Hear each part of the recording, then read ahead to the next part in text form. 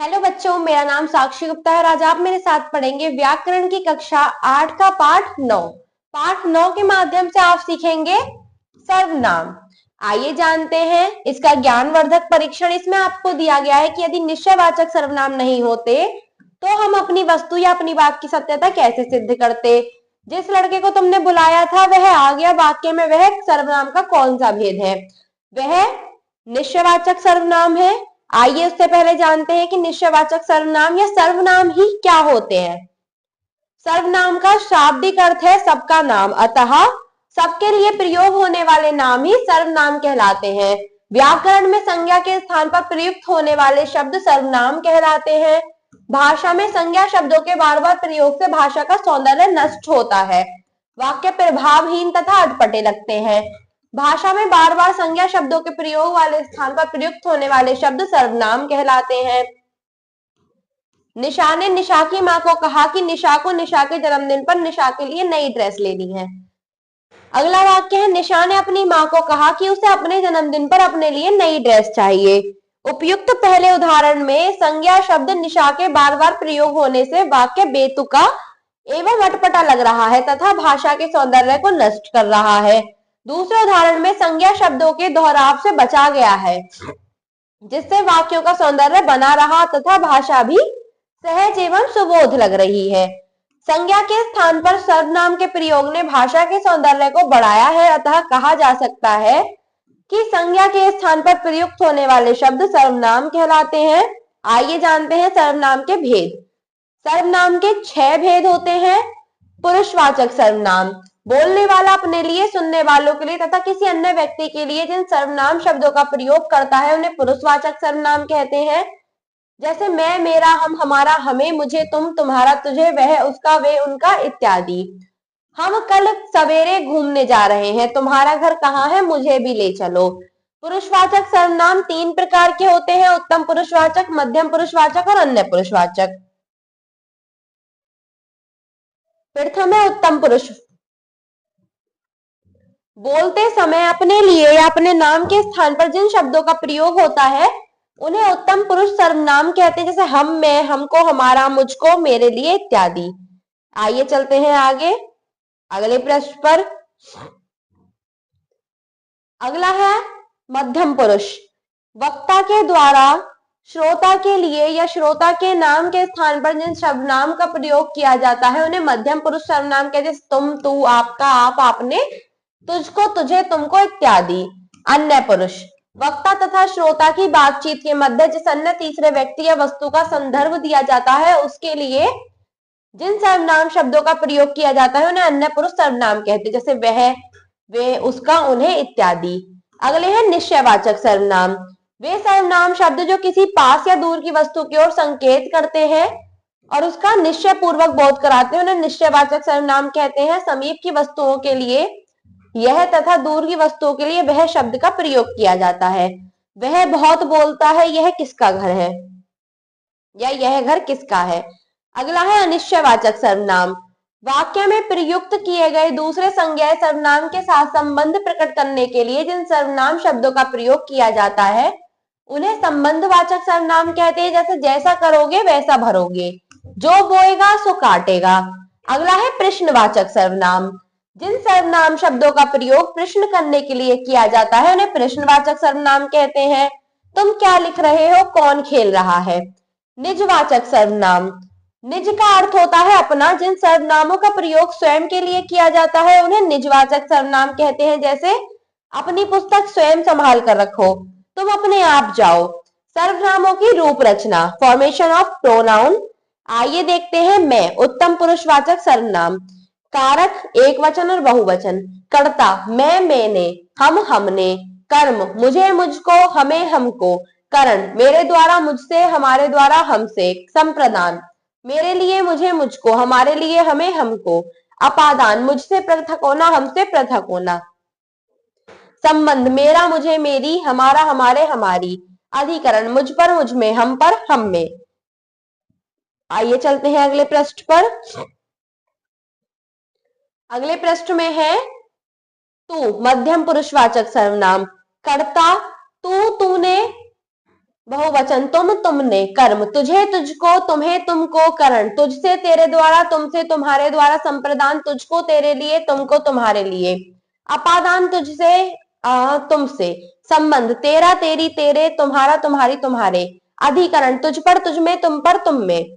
अगला है वह, अन्य पुरुषवाचक सर्वनाम, कर्ता वह उसने वे उन्होंने, कर्म उसे उसको उन्हें उनको, करण उससे उसके द्वारा उनसे उनके द्वारा, संप्रदान उसको उसके लिए उनको उनके लिए, अपादान उससे उनसे, संबंध उसका उसकी उसके उनका उनकी उनके, अधिकरण उसमें उस पर उनमें उन पर।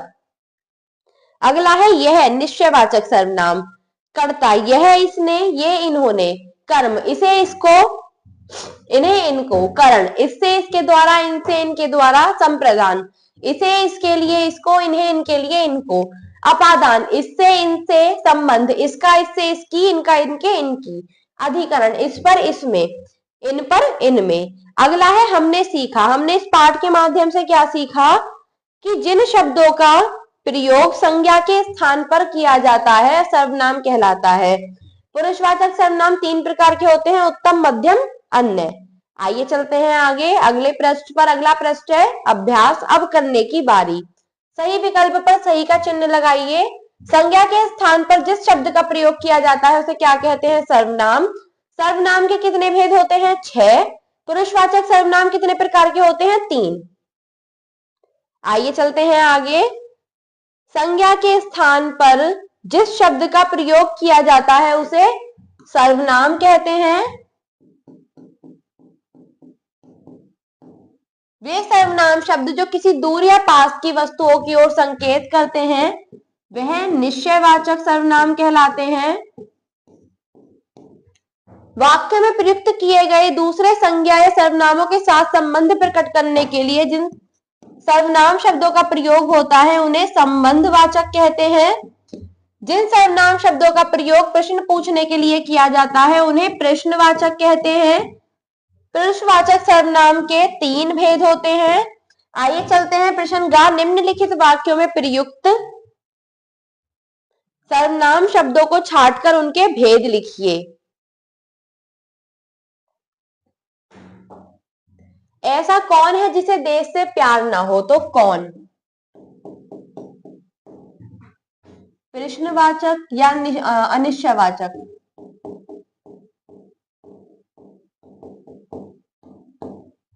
वर्मा जी का घर यह नहीं है वह है।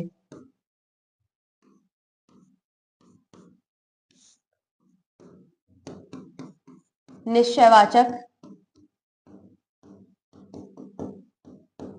विराट का कुछ खो गया है कुछ। अनिश्चयवाचक।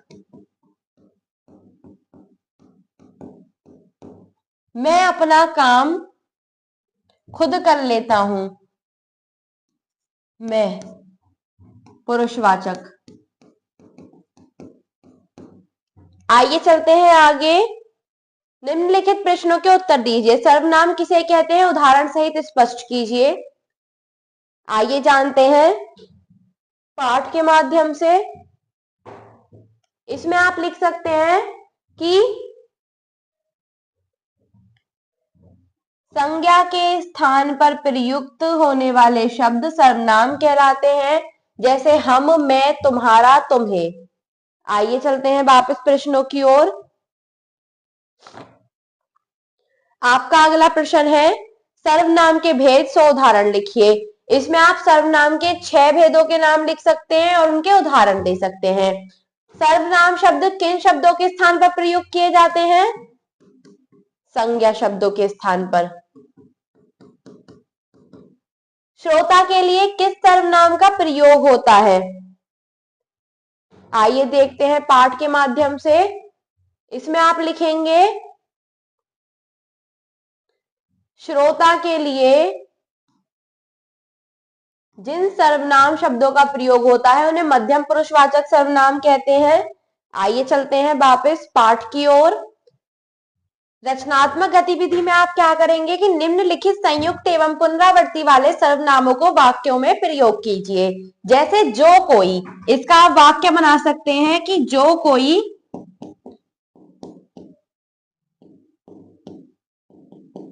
परीक्षा में भाग लेगा उसको पुरस्कार मिलेगा।